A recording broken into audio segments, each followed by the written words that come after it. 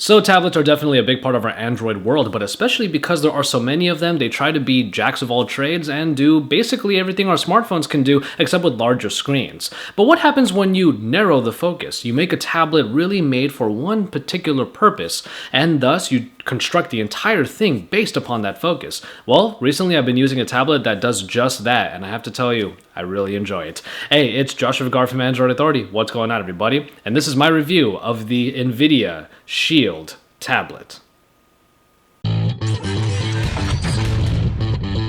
So when we talk about design, we do have to talk about the backing first. After all, we have that Shield logo proudly displayed on the back, and it is surrounded by a soft touch plastic. But once you get the tablet in your hands, you're going to find that this is a very substantial device, not only in terms of looks, but in terms of its feel. What we have here is a thick device that is made of, like I said, soft touch plastic and has a very industrial design about it. You have the button layout over on the top if you're using it in landscape mode, or on the right side if you're using it in portrait. They have power and volume buttons, and right below all of that is a micro SD card slot. Look at the top of the device if you're using it in portrait mode, and you'll find the mini HDMI ports, the audio jack, and of course a micro USB charging port. And right in front of you when you actually use the tablet are some front-facing speakers, but those aren't the only ones that are available, because there's a great speaker setup on here that includes two on the sides so that you really have an immersive audio experience, but we'll get into that a little bit later. Have the tablet in your hands and you'll see that even though there is a pretty sizable bezel around this 8-inch screen, it is actually there so that the handling and when in landscape mode is a lot easier. You will be covering up those speakers a little bit when you're using this tablet in landscape mode, but it really doesn't detract from the audio quality one bit. And it is still quite grippable in one hand if you use it in portrait mode. I really do enjoy the look and feel of this device, but I will tell you this, despite there being already some tablets out there that are much slimmer in their profile, after all this is a pretty beefy tablet to hold, the Shield tablet really, from the design all the way down to the specs and everything underneath, really screams to you that it's supposed to be a gaming tablet, and right down to the design you really get the sense of that the moment you take it out of the box. A 1080p 8-inch display is what you get on the NVIDIA Shield Tablet, but unfortunately it might be the only real hole in an otherwise great overall package. The reason why is because despite bringing the kind of specifications that you would expect out of a tablet like this, with the high resolution and the high pixel density, it actually has a little bit of lacking color reproduction. It should use a little bit more vividness and also some more contrast in the colors, but overall it does provide a pretty decent experience. What I will tell you though is that if you don't really like the tablet display experience on here, you can always connect the tablet to an HD TV using the HDMI port on the side, and that should alleviate a lot of the problems that you're probably going to have when it comes to really looking at this display. And then we get to the performance, in which the NVIDIA Shield Tablet really is the coming out party for the Tegra K1. And here is a quad-core Cortex processor that comes with a Kepler GPU, all of which comes together with 2 GB of RAM in order to bring you one of the best gaming experiences available that, as NVIDIA says, should be like a console experience.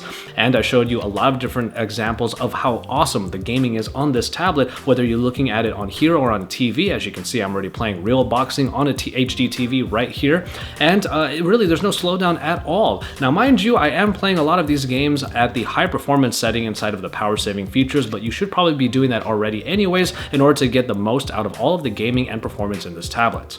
Now, one thing I will tell you is that game streaming using an NVIDIA graphics card on your computer is definitely possible on here, and it is one of the marquee features of the Shield. But on my particular laptop that I use for all of my work, unfortunately I have a 760M, which just doesn't cut it when it comes to true game streaming, and it really doesn't provide a very good experience. But that is where the NVIDIA Grid Cloud Gaming comes in. It is a service that NVIDIA is creating in order for you to have some cloud gaming, and currently it is free, but that's because it's in beta, and you will be able to connect to San Jose servers where NVIDIA has a bunch of games available for you, including Street Fighter 4, like you're seeing right here, in order for you to enjoy some streaming without having to use your laptop or a computer.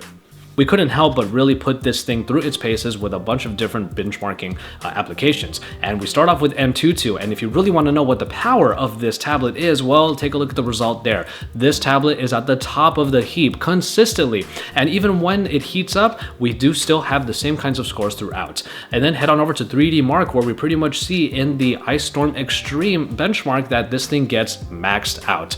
We'll start off in hardware with one of the better, more prevalent features in the hardware aspect, which is the speaker layout. You have two in the front and two on the sides that provide altogether a great sound experience. There's actually quite a bit of nuance and richness inside of the sound quality of the NVIDIA Shield Tablet, and it really provides a pretty immersive experience if that is the way that you're going to be listening to the music or the sounds inside of any gaming experience that you have. The forlorn ruins, they came to a great big steaming swamp.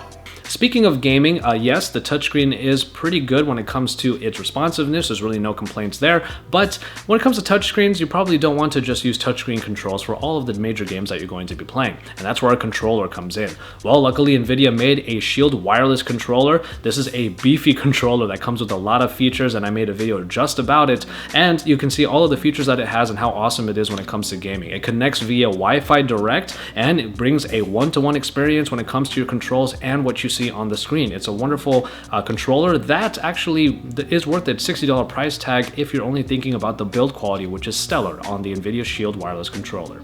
Now, the NVIDIA tablet does come with a stylus. This is the Direct Stylus 2, and you're going to see that it has a bit of a unique tip. It's not just a typical tip that you would see on a bunch of other styluses. It has a bit of a brush to it. You can point anywhere, type anywhere using the stylus, or even write using any of the included applications like, let's say, Evernote, but also NVIDIA put in their own sketching application that allows you to really have some creative fun.